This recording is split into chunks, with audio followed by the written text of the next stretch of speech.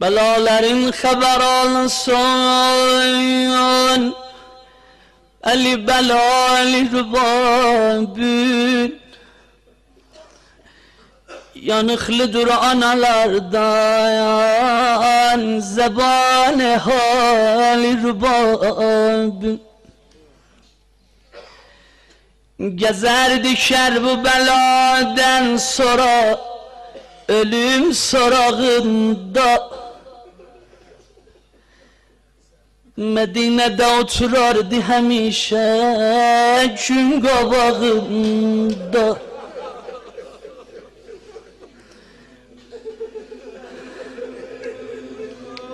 Allah sana rahmet eylesin Hazbullah. Belali başına cöldem bela xedenci yağardı O kadri gün kabağında oturdu zülfü yağardı Cesaret eyledi xame bu ümde mühnet yazdı Gören keniz bilerdi hanımlığın tanımazdı Bilin ki geldiler kardeşler göre o Cenab-ı Keniz adıyla çağırdı Özegreba sirvabi Bizim dediler bu evde vefalı bir bacımız var Rubab adınlı azize hayali bir bacımız var Nezaret gücüden görmürük eser bacımızdan Keni zamandı gedib tezgahı haber bacımızdan Təsəvvür eyle Kardeş bacıya keniz diye Özün hesab elə da Təsəvvür eyle rübabın dolandı haline hale Eşitti bu sözü kardeşlerinden eyledi nale Dedi dürüstü bakı Ey beraderani vefadar Bacı yaman güne kalsa Becerani tanımazlar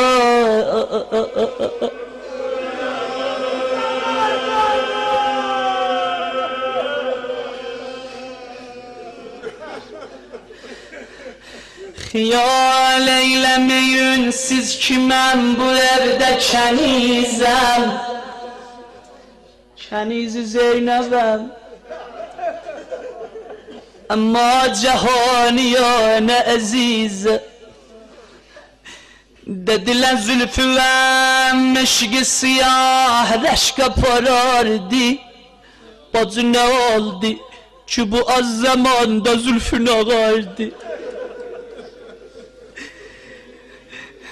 Neden belə özüvi İltimasıdır bak burada Neden belə özüvi çahib tilaya salıbsan Meğer nolubdu ağamız için bu hale kalıbsan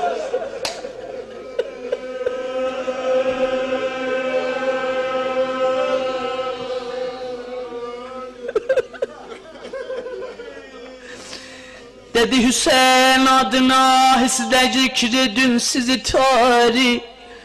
İşitse çün hanımım Zeynep eyler eşkini cari Ağam Hüseyin'i soruşdu Allah sana rahmet eylesin Münzevi Ağam Hüseyin'i soruşdu getirdi kalbimi derde Nece deyim Nece deyim Kalıp üşün cenazesi kuru yerde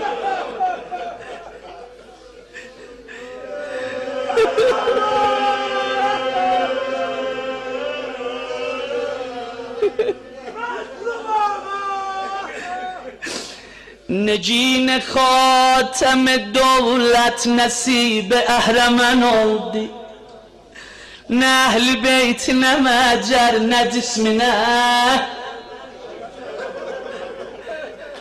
Bu rehnen ağalar üstü eyal Şam'e çekildi Hamusu bir ipe bağlandı Bezmi âme çekildi Yaralı başı bedenden kesildi, düştü belaya. Cehi külüste koyuldu, cehi vuruldu cidaya. Dedi kardeşlerim gözüm baka baka, Hindoğlu Xeyzəran ələ aldı. Görün peyğəmbər öpən ləblərini halətə saldı. Ağacın əlində Hüseynin susuz dodaqlarına, Rüqəyyə saldı özün Zeynəbin ayaqlarına.